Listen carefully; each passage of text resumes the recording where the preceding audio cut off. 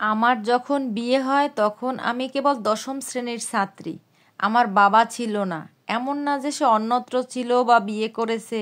যখন আমি দ্বিতীয় শ্রেণীতে পড়ি তখন সে স্ট্রোক করে মারা যান।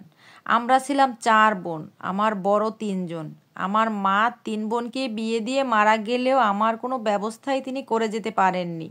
বাবার মৃত্যুর পরে বোনেরা যতটুকু আদর ভালোবাসা দিত, মা মারা যাওয়ার পর তা যেন কর্পূরের মতো উড়ে গেল। তখন শুরু হয়েছিল আমার জীবনের চরম খেলা। মাসের 10 দিন এক বোনের বাড়ি তো বাকি 10 দিন আরেকজনের বাড়ি। না, তাদের বাড়িতে আমি নাইও যেতাম না। তাদের ছেলে মেয়ে লালন পালনের জন্য, সংসারের ভারী কাজগুলো করানোর জন্য তাদের বাড়িতে থাকতাম। বিনিময়ে তারা হয়তো আমার হাত খরচ চালাতো। এমনি একদিন বিকেলে যখন স্কুল থেকে ফিরেছি, আমার বড় বুবু রুমি আমার হাতে একটা শাড়ি দিয়ে বলল, যা তো এটা পরে আয়। বুবু, আমি তো শাড়ি পরতে পারি না। আচ্ছা দাঁড়া, তোরে আমিই পরাইয়া দেই।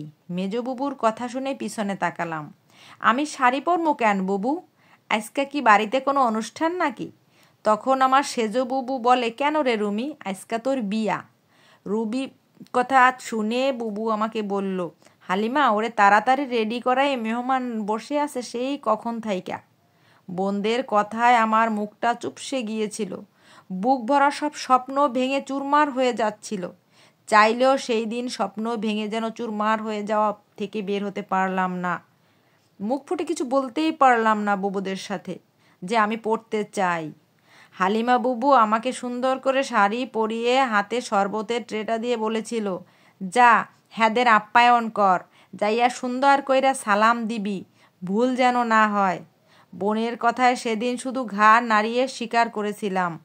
এরপর সব ঘটনা কেমন দ্রুত ঘটে গেল। ছেলের বোন আমার হাঁটা দেখলো, মাথার চুল খুলে দেখলো, আমার কোমর পর্যন্ত চুল ছিল। সেই দিন পাত্রের বোন আমাকে পছন্দ করেছিল।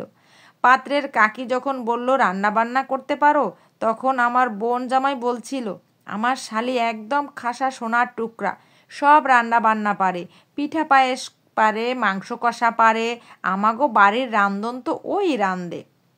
আমি তখনও পাত্রের দিকে তাকিয়ে দেখিনি। মাগরিবের কিছু পরে আমার আর জামিলের বিয়ে পড়ানোর জন্য কাজী আসে। কাজী যখন কবুল বলতে বলে, তখন আমি জিহবের নিচে নিজের জীবন নিয়ে চিন্তা করতে ব্যস্ত। আমার জীবনটা এমন কেন? বোনের নিম্ন স্বরের ধমকে আমার হুঁশ হয়। এই রিমি, কবুল বলস না কেন? ধীরে ধীরে 3বার কবুল বলে দেই। আমার জন্য যে এরা এতটুকু করেছে সেটাই তো অনেক।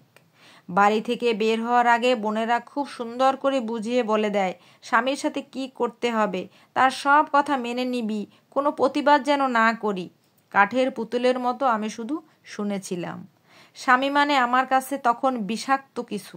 কিন্তু আমার ধারণা সম্পূর্ণ ভুল প্রমাণিত হয় যখন সে রুমে ঢুকেই বলে, এ কি, তুমি এখনো এইসব ভারী কাপড় পরে আসো কেন? যাও চেঞ্জ করে আসো। তার দিকে পূর্ণ দৃষ্টিতে তাকিয়েছিলাম সেই প্রথমবার। ওভাবে তাকিয়ে আছো কেন? অনেক দেখতে পাবা আমায়। তোমার ব্যক্তিগত সম্পত্তি আমি, কেউ কেড়ে নিবে না। এখন থেকে যাও, তাড়াতাড়ি ফ্রেশ হয়ে আসো। সেই দিন থেকেই বরবাদ শুরু হলো আমার জীবনের নতুন এক জীবন। জীবন বদলে যেতে থাকলো। ধীরে ধীরে সেই শ্যাম পুরুষের ভালোবাসায় আটকা পড়ি আমি। আমাদের মধ্যে বন্ধু, প্রেম, ভালোবাসা সবই তৈরি করে দিয়েছিল উপরওয়ালা। বড্ড পাগল ছিল আমার জন্য। বিয়ের রাতে যেখানে সব পুরুষ নিজের চাহিদা মেটাতে ব্যস্ত থাকে, সেখানে জামিল আমার রেজাল্ট শিটগুলো নিয়ে কথা বলছিল। বলছিল, তুমি তো অনেক মেধাবী ছাত্রী, তুমি কি আরও পড়তে চাও? ছোট করে হু বলতেই তিনি ব্যস্ত হয়ে পড়েন ঢাকার উত্তরা ক্যান্টনমেন্ট স্কুলে আমার অ্যাডমিশনের জন্য। সেদিন সারা রাত সে ল্যাপটপে বসেছিলেন আমার ভর্তির জন্য। সেখানে আমি পড়াশোনার সব স্বপ্ন ছেড়ে দিয়েছিলাম, আর তিনি আমাকে নতুনভাবে বাঁচতে শেখালেন। নতুন এক ভোর উপহার দিয়েছিলেন সেদিন। সে আমার একটা অন্যরকম ভালোবাসা ছিল। আমার সব বিষয়ে তার এত বেশি খেয়াল ছিল যা কখনো বলে বোঝানো যাবে না।